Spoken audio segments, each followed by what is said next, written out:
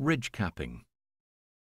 Fold the universal foam bung into a semicircle, ensuring the ends are tucked towards the centre. Place into the void on the boss end so that the outer face rests against the end of the glazing bars. Using the silicone provided, run a continuous bead around the joint between the foam bung and the glazing bar top caps. Fitting the ridge cover. When fitting the ridge cover, first slot the holding down bolts into the groove on the underneath of the external ridge capping. Then attach the boss end foam trim around the perimeter of the underside of the boss end cover. Remove the adhesive tape and press firmly onto the underside of the capping.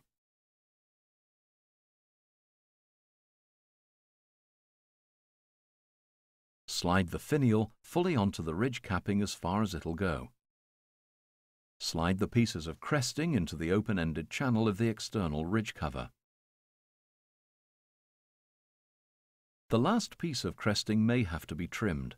See your installation guide for instructions.